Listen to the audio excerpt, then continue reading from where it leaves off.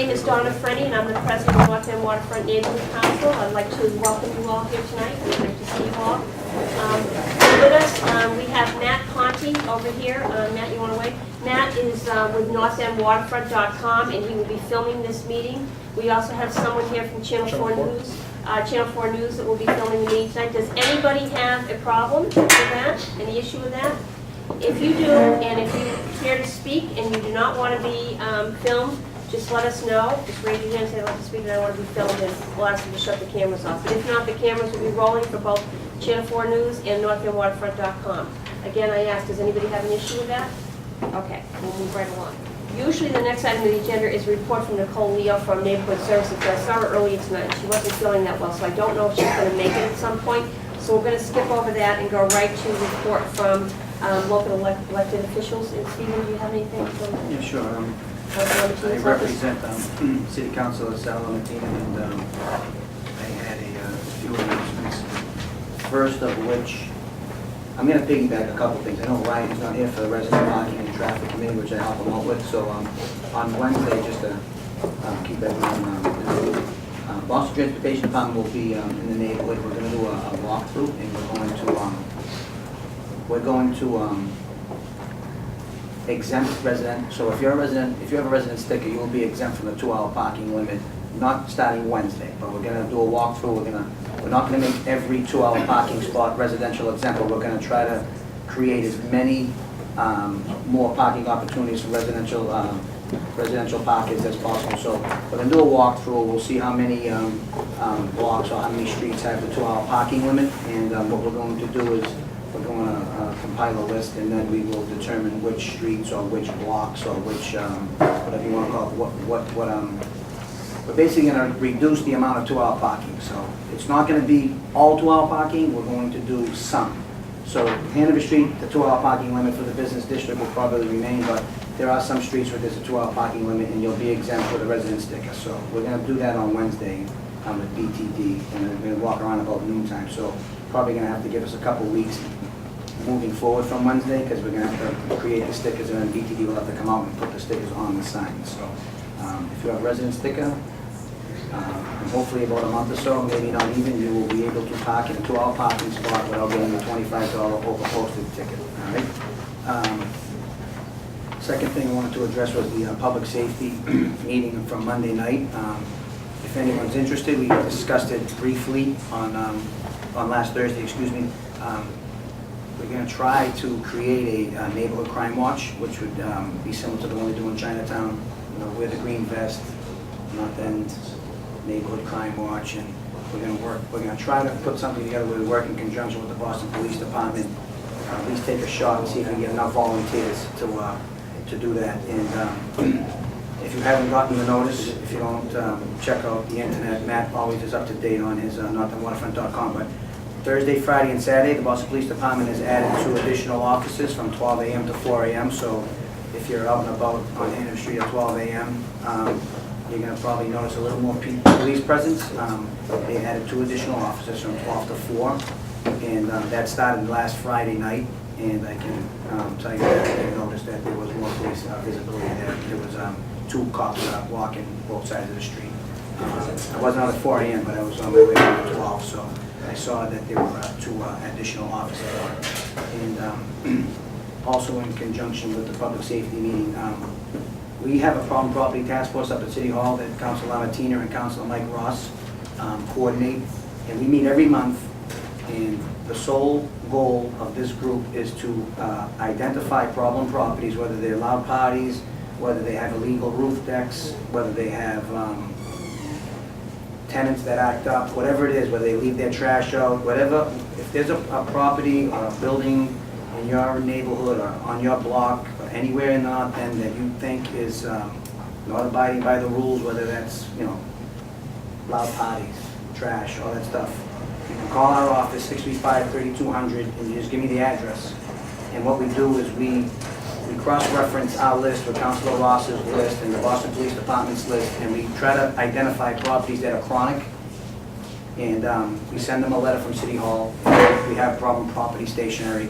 And we send them a letter from Councilor Martina and Councilor Ross, and we try to address the issue by dealing directly with the landlord. Quite honestly, sometimes it's effective, sometimes it's not, but it's a good way to put landlords on notice. So if you're having a problem with a particular building, all you see me in the street, just grab me, I carry this notebook, I'll put the address in my notebook, or call me at the office, and we'll try to deal with them through ISD or through the Boston Police Department. But I find that the group is pretty effective, and I don't think we utilize it enough. So if you're having a problem with a building, just call the office, 635-3200. If I may jump in, my name's David Marks. I normally do attend the public safety meetings, but unfortunately I was out of town last week and missed a meeting due to a family medical issue. As you may or may not already know, back on Friday, March 30th at 11:45 p.m. was the most recent incident. As far as there was a single female victim that was walking home alone at 11:45 p.m. at night on Prince Street, and there was an attacker basically that tried to forcibly kiss the lady. She was able to get away from him. The police do have a pretty good description so far of the suspect, approximately between 5'6" and 5'8", in his late 20s to early 30s, medium build, short dark hair with a goatee. I will not repeat what Stephen already mentioned about the increased patrols and whatnot, and I certainly welcome the opportunity to be able to discuss with our local elected officials, even Stephen, to try to further explore the ideas that were mentioned at last Thursday's public safety meeting regarding some type of neighborhood crime watch, et cetera, anything else that is related to that. Just wanted to add that as well. As you can see, thank you, Stephen, and thank you, David. We're going a little bit off the agenda, and the reason for it is some of our council members who chair these committees either were not able to be here tonight, as is the case with Ryan Kenny, so Stephen stepped up and gave that update. And with public safety, David Marks was not able to be at the meeting, and we had other council members who covered the meeting for David, so Stephen was nice enough to give an update. Since public safety is such an incredibly hot topic right now, and people are really concerned about it, does anybody have any comments, questions, concerns, anything that they would like to ask us to be working on as a neighborhood council with regard to working closely with the police department? I know that the meeting was very well attended, and I'm sure future meetings will be well attended, especially with the situation that we have right now, which seems to be an increase in concern about crime in the North End, which we've never had to really deal with in the past. It's been one of the safest neighborhoods in Boston, if not in all of Massachusetts. So it's kind of disturbing that we have to deal with these issues, but we do. Who would coordinate like a neighborhood watch program? Is that run by the police department? There's a unit they have that works with the police department that organizes crime watches. Right. They've been here many times. Right. And I believe that there's a gentleman that kind of came forward that would like to head it up. He did send me an email, and I wasn't able to be at the meeting that night, so this is sort of like all in the planning stages at this point. He invited that person or representatives of that group to go to the next public safety. Right. They'll be at the next public safety meeting, so it'll be, and David will hopefully be able to be there. He's our chair for public safety here for NEWNC. But any other questions or comments, or any questions of Stephen, or anything that he just reported on? Okay. We're very pleased to have with us our state representative, Aaron Michaelwicz. Aaron, thank you for coming. I was wondering if catching you a little off. I'm catching you a little off guard, but if you want to give us an update, I know you're going to be at Newark tomorrow night talking about on Thursday. Thursday, excuse me, about the Greenway. But I didn't know if you wanted to. I know it was in the paper again today. I didn't know if you wanted to say anything. I'll defer to you on the Greenway report. Well, first, I thank you for having me here today. I did want to take the opportunity to introduce my new legislative aide. Some of you might have already met her, but I want to introduce her to the council and sure. to the community. Maria Popolo, Well, who is so eager to sit up front. You're doing such a great job already. But yes, currently we are in the process of trying to figure out what would be the best legislative potential solution on the Greenway. I filed the bill, as most of you know, I filed the bill last year on this issue and was hoping to see some type of resolution on it before the end of the session. Some of my colleagues have recently filed new other legislation, which is a little different than mine, but I think all in all, we're all trying to get to the same path of having a better system put in place for those parks. And, some of us have a little different of opinion about what that is exactly going to be, but then it wouldn't be politics if that wasn't the case. Right now, we have till the end of the session. The formal session ends July 31st. We are trying to figure something out before the end of June 30th, which would be the end of the fiscal year, because currently, the way the statute is written, the state's commitment to the Greenway runs out as of the end of this fiscal year, or the requirement to have a commitment. That's not to say that the state won't still provide a commitment even if we don't get there by June 30th.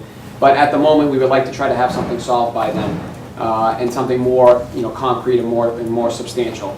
I think some changes have to be made. I think it's very clear by what I filed. I don't want to take away the public-private partnership that currently exists between the Conservancy and the state. I also don't want to take away any of the potential funding that is currently, coming to the Greenway and paying for a lot of the operation and maintenance of the Greenway. So those are my two main priorities of trying to keep those together, but also change the system and the structure that currently exists, because I think some changes need to be made through an open meeting law potentially, and through some changes of the board and how the board is structured. I want community input as much as possible. I think the community has done a very good job in giving me their input on this issue. But as we go forward, and as some of the things you read in the paper, you might have some different ideas, and so I'm happy to listen and open to all suggestions, because I think we're all just trying to get to the best place possible here on the Greenway issue. I'm also open to any comments or discussion or any asks about any other issue, whether it be community related or legislative related. Obviously, my door is always open. Most of you already, as I always say, most of you have my cell phone already. So, please take the opportunity. That's what I'm here to do. So. I'm just going to make a comment about the Greenway, and then Yep. I'll open up to anybody asking you any questions. Thank you very much for being here with us. As many of you know, I am Representative Aaron Michaelowicz's appointee to the Greenway Leadership Council. Usually at every monthly meeting of NEWNC, I give a Greenway report, but since Aaron was going to be here, I thought it was more appropriate for him to give us an update on the legislation. But it's been really a privilege and an honor to serve on the Greenway as your representative, and I just want to say I think it's just terrific. I really applaud you for starting the dialogue and getting the discussion going. We don't know exactly how it's going to turn out, but I think it's wonderful that so many people are weighing in, and you've got different opinions going, because it's only going to improve the situation. So thank you very much for doing that. Now I open up. Anybody have any questions? Okay. Alan, Yes. the governor filed an amendment of his old bill to put 2 of his staff on the board.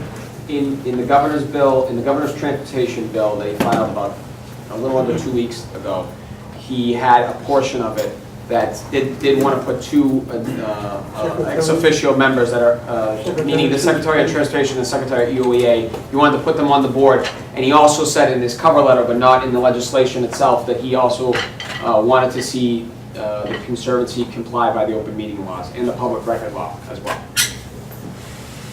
Any council members have any questions? Anybody else? Okay. Thank you very much, Aaron. I'm going to take the liberty, since we're going all over the place on this agenda and not really following it, just to make some announcements while you're all here. If I wait till the end, lots of times people have left and they don't hear our announcements, but I'm really excited about this. NEWNC and NEWR have been working very cooperatively together, and we're going to have our first joint community meeting. So, Stephanie, you want to stand up with the president of NEWR here? So everybody knows Stephanie. Thank you for being here. Stephanie's been really great about attending our meetings, and it's really great to have that partnership, because we all want to do what's best for the neighborhood. So we're going to do a joint meeting on April 18th. And it's going to be the students from Northeastern University. Now, I know it's been in northamwaterfront.com, and thank you very much, Matt. You're so great about keeping us all up to date. But they're there's a group of engineering students, and they're seniors. And they're very, very smart kids, and they're working very hard. And they, as part of their senior project, have decided to work on Hanover Street and come up with some recommendations of how we can improve traffic flow and pedestrian flow on Hanover Street and some of the side streets off of Hanover Street. And so I think it's really exciting for us to hear what they have to say. It doesn't mean that any of the ideas will be implemented. Maybe some will, maybe they won't. Some of them have been ideas that have been vetted in the past, and some of them are totally new ideas. But they're really a really great, energetic, dedicated group of people. So I hope that you'll come to this meeting. I think it's great that rather than make them come to NEWNC and then come to NEWR, that we can all be together in a room and take advantage of hearing their creative ideas. So that's Wednesday, April 18th at 7 right here in the Zarrow Center, and I hope you'll all come. The mayor's office has asked me, Nicole Leo has arrived, to talk about Boston Shines. And this is something that's done every year, and this is the 10th annual citywide neighborhood cleanup. It's really a great program. People come out and they help clean up the trash, and they have shovels and bags and everything else. But the city really needs to know how many people are going to participate, so they have enough tools and bags and other things for them. So you can call the neighborhood services office at 617-635-3485, or you can go online, right, Nicole? Mm-hmm. Nicole, did you want to say anything at this point? No, just Boston Shines. We need people to register online. If not, we won't have enough stuff for you, so we just need you to register. Yes. If you'll indulge me, Donna, Oh, please. I'd just like to ask everybody please to come out on the 28th, because on the 29th, our Parks and Open Spaces Committee is hosting a celebration of Cyrus Dallin, the sculptor of the Paul Revere statue in the Prado and of the Prado itself. So we're piggybacking on Boston Shines to try to get the Prado in good shape for that event. We hope a lot of people will turn out and really celebrate this unique piece of history that we have here in the North End, and that you'll also come the day before and help us get the park ready for that. Thank you. Okay, so the cleanup is going on Saturday morning, right, from 9 Yeah, till 9 12? o'clock. And then what time is the event of Prado starting? 12. Thank you. 9 to 12. Okay, so Noon to 4. We'll have some set up time before. for you to and- dirty up after everything's been cleaned up. We'll go right into that. That's great. Terrific. We also wanted to announce, and that again has been in the paper, Phil put it in the regional review. I know Matt has that. NEWNC, we're having our annual elections, and we have 6 seats that are up and available for people who would really like to generate some interest. And I'm going to turn it over now to Bill Lane to talk a little bit about it, but I can tell you it's the election is going to be held right here at the Zarrow Center on Saturday, May 19th, from 9 a.m. until 2 p.m. Take it away, Bill. Well, as Donna says, we've got 6 seats are going to be open. I already happen to know that the number of current incumbents in those seats will not be running again, so there will be some uncontested seats that we welcome the neighborhood to seek to fill. On May 20th, here at the Zarrow Center, at the front desk, you can come and you can pull your nomination paperwork. And the nomination process is very simple. But I meant to say April 20th, 4/20. You simply have to get 25 residents of the North End waterfront district to sign, 18 years old or older, who are actual residents here, to sign their signature saying they would like to see you on the ballot. And those 25 signatures qualify you to be on the ballot. The ballot order will be selected at random once all the paperwork is in. And by May 5th, Friday, May 5th, you should have those nomination forms back here at the Zarrow Center. On the 12th, Monday the 12th, at our regular May meeting, all those candidates who are seeking election should be here, and we will ask them to introduce themselves to the neighborhood on candidates night at a meeting just like this next month.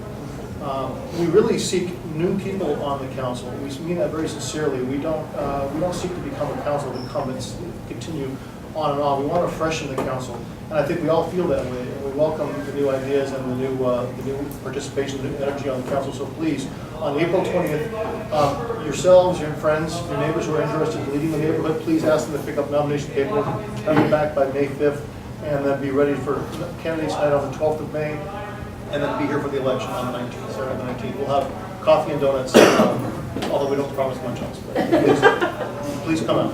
Anybody have any questions? Thank you. Great. And Phil has an announcement? Just wanted to announce on behalf of the North End Waterfront Health Center and Taste of the North End. The Taste of the North End will be held on May 4th. This Sturidi Rink, the DCR Sturidi Rink here in the North End.